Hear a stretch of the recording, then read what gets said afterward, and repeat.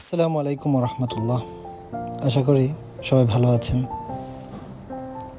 প্রকৃতি হচ্ছে সৃষ্টিকর্তা কর্তৃক প্রদত্ত এক বিশাল এক নিয়ামত।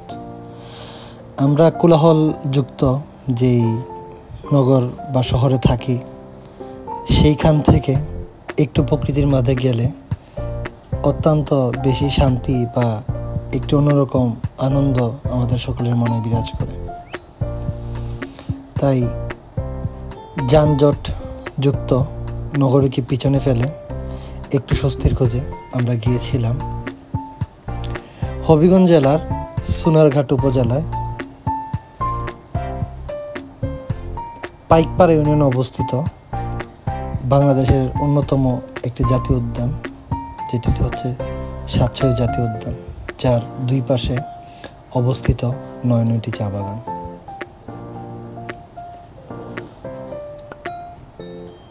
পশ্চিম দিকে সাতছড়ি চা বাগান এবং পূর্ব দিকে চাকলাপুঞ্জ চা বাগানের মধ্যখানে অবস্থিত স্থানটি হচ্ছে সাতছড়ি জাতীয় উদ্যান। চলুন আমরা দেখতে দেখতে বিস্তারিত শুনতে থাকি। হবিগঞ্জ জেলায় অবস্থিত সাতছড়ি জাতীয় উদ্যান বাংলাদেশের একটি প্রাকৃতিক উদ্যান। 1974 খ্রিস্টাব্দের বন্যপ্রাণী সংরক্ষণ ও সংশোধন আইনের বলে 243 হেক্টর এলাকা নিয়ে 2005 সালে সাতছড়ি জাতীয় উদ্যান প্রতিষ্ঠা করা হয়।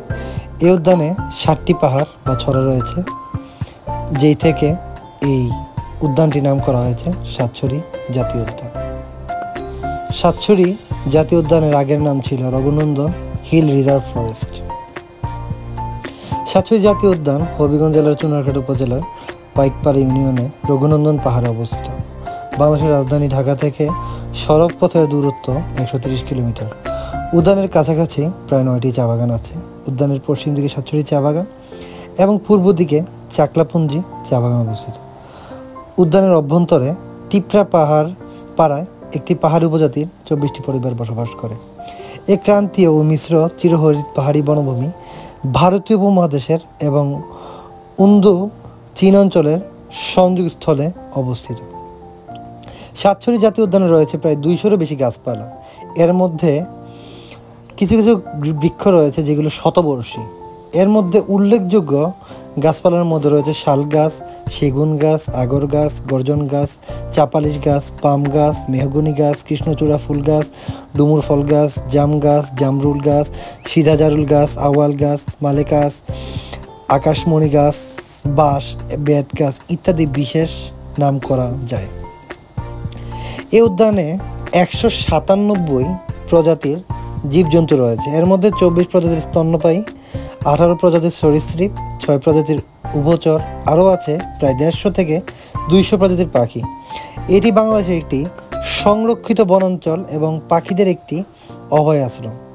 বনে লজ্জাবতী বানর, উল্লুক, চশমাপরা হনুমান, মুখপুরা হনুমান, পাতি শিয়াল, উল্টুলেজি বানর, লাল বানর, মেসোবাগ, চিতা বিড়াল, বন বিড়াল, মায়া হরিণ, এশীয় কালো ভাল্লুক, রিসেন্টলি এটি আবার দেখা গিয়েছে কালো ভাল্লুক, তারপর রামকুত্ত, বুনো শুকর, হলুদ গলা মার্টিন, কাকড়াবুক বেজি, এশীয় বুরুষ, লেজি সরজারু ইত্যাদি।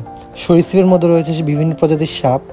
পাখির মধ্যে রয়েছে কাউধনেশ, যেটি বিপন্নপ্রায়ী একটি পাখি, লাল বনমূরক, লাল মাথা কুচকুচি, কাঠঠুকরা, পাতি ময়না, ভীমরাত, ধলা কুমড়া, শ্যামলা, জুটিপাঙ্গা, শালিক, হলদে পাখি, টিয়া সহ অসংখ্য নাম জানা অজানা বিভিন্ন প্রজাতির পাখি।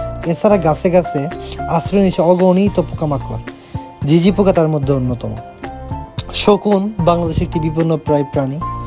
এই শকুনের নিরাপদ এলাকা এক তফসিল অনুসারে সাতছড়ি জাতীয় উদ্যান শকুনের জন্য নিরাপদ বলে ঘোষিত।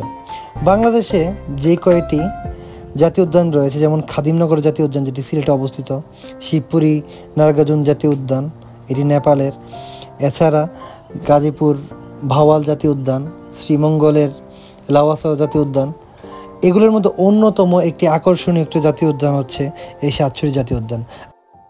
আমরা যে সময় জাতীয় উদ্যানটিতে গিয়েছিলাম সেটি ছিল বিকালের সময় এবং প্রায় মেঘলা মেঘলা একটা দিন।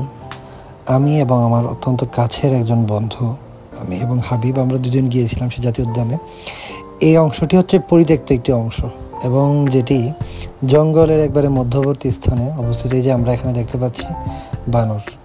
অবশ্য বিকালে যাওয়ার কারণে এই প্রাণীগুলোকে আমরা দেখতে সক্ষম হয়েছি। যদি আমরা দুপুরে বা সকালে যেতাম তাহলে হয়তো বা এই প্রাণীগুলোকে দেখা সম্ভব হতো না।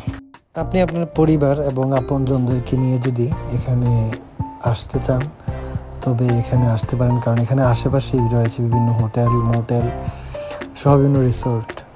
থাকা খাওয়ার অত্যন্ত সুন্দর সুবিধা সহ এই অঞ্চলটি। এক কথায় আপনি যান্ত্রিক পরিবেশ থেকে একটু শান্তির খোঁজে এই স্থানে নিঃসন্দেহে আসতে পারেন নিজের পরিবার নিয়ে। এখানে নিঃস্বর্গ নামক একটি এনজিও বন বিভাগের পাশাপাশি তাদের নিঃস্বর্গ সহায়তা প্রকল্পের অধীনে জাতীয় উদ্যানের দায়িত্ব পালন করে। নিঃস্বর্গের তত্ত্বাবধানে বন সংরক্ষণ ছাড়াও বনে ইকো পার্ক ট্যুর পরিচালিত হয়।